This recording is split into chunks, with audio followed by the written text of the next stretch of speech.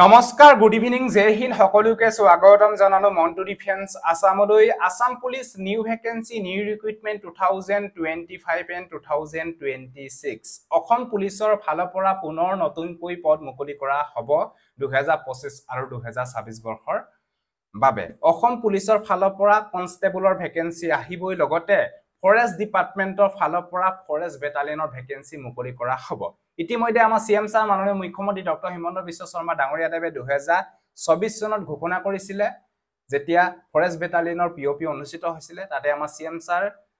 ডাঙৰীয়াদেৱে ঘোষণা কৰিছিলে যে ফেব্ৰুৱাৰী মাহৰ 2025 ত পুনৰ অসম পুলিচৰ ফৰেষ্ট ডিপাৰ্টমেন্টৰ ফালৰ পৰা 600 ভেকেন্সি আহিব বুলি কৈছিলে আৰু সেই ভেকেন্সিখিনি বৰ্তমান এতিয়ালৈকে অহা নাই সেই ভেকেন্সিখিনি নিশ্চয় আহিব এতিয়া পুনৰ অসম পুলিচৰ ফালৰ পৰা কেতিয়া মুকলি কৰা হ'ব নতুন পদ বহু কেন্দ্ৰতে মোক এই বিষয় সুধি আছে তাৰে তথ্যও মই আপোনালোকক জনাম আৰু লগতে অসম পুলিচৰ যেটো পেন্ডিং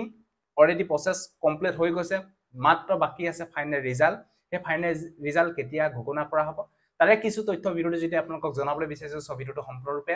চাই থাকিব আৰু যদিহে আপোনালোকে আমাৰ চেনেললৈ প্ৰথমবাৰ কাৰণে আহিছে তেলে চেনেলটো সাবস্ক্ৰাইব কৰি লব ভিডিঅ ডেসক্ৰিপচনত আমাৰ WhatsApp এণ্ড Telegram গ্ৰুপৰ লিংক দিয়া আছে যদিহে আপোনালোকে জয়েন হ'ব বিচাৰে জয়েন হ'লে তাতে যিকোনো ধৰণৰ আপডেট আপোনালোকে আগতীয়াকে পাব আৰু ভাৰত চৰকাৰৰ চাকৰি বা অসম চৰকাৰৰ চাকৰি ভালেখিনি পদৰ ইতিমধ্যে এপ্লাই হৈ আছে যদি এপ্লাই কৰিব বিচাৰে তেতিয়ালে আপোনালোকে আমাৰ অফিচিয়েল সাইটত ভিজিট কৰিব indiajobsupdate.com তাতে সকলোবিলাকৰ এপ্লাই কৰা লিংকসমূহ আপোনালোকে পাই যাব এতিয়া অসম পুলিচৰ নতুন ভেকেন্সি কেতিয়া মুকলি কৰা হ'ব আৰু লগতে অসম পুলিচৰ যেটো পেন্ডিং প্ৰসেস বা ফাইনেল ৰিজাল্ট কেতিয়া আহিব তাৰে তথ্যবিলাক মই আপোনালোকক জনাবলৈ বিচাৰিছো 10 অক্টোবৰ 2025 ত অসমৰ যিমানখিনি পেন্ডিং ভেকেন্সি আছে জাস্ট ফাইনেল ৰিজাল্ট অহা নাই সকলোবিলাক কমপ্লিট হৈ গৈছে সেইখিনি এপইন্টমেন্ট লেটাৰ ঘোষণা কৰা এপইন্টমেন্ট লেটাৰ দিয়া হ'ব 10 অক্টোবৰ 2025 ত ইতিমধ্যে আমাৰ সিএম ছাৰ মাননীয় মুখ্যমন্ত্ৰী ডক্টৰ হিমন্ত বিশ্ব শৰ্মা ডাঙৰীয়াদেৱে প্ৰত্যেক মিটিংতে কৈয়ে থাকে আৰু লাইভ হকাৰো কৈ থাকে যে 10 অক্টোবৰ 2025 ত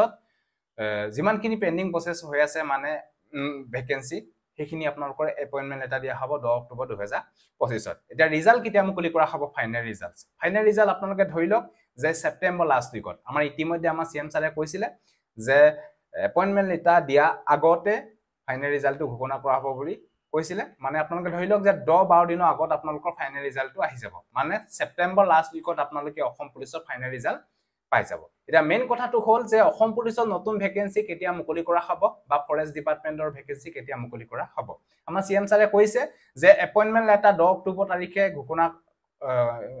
10 অক্টোবৰ তাৰিখে এপইন্টমেন্ট লেটাৰ দিয়া হ'ব তাৰ পিছত অক্টোবৰ বা নৱেম্বৰ মাহতে পুনৰ আকৌ নতুনকৈ পদ মুকলি কৰা হ'ব অসম পুলিচত নিশ্চয় গম পাইছে অক্টোবৰ আৰু নৱেম্বৰ মাহতে আকৌ অসম পুলিচৰ ফালৰ পৰা নতুন পদ মুকলি কৰা হ'ব ইয়াতে ভালেখিনি ভেকেন্সি খালি হৈ আছে বুলি আমি গম পাইছো কাৰণ 2023 চনৰ 7 অক্টোবৰ পৰা এতিয়ালৈকে বৰ্তমান অসম পুলিচত কোনো ধৰণৰ ভেকেন্সি বিজ্ঞাপন অহা নাই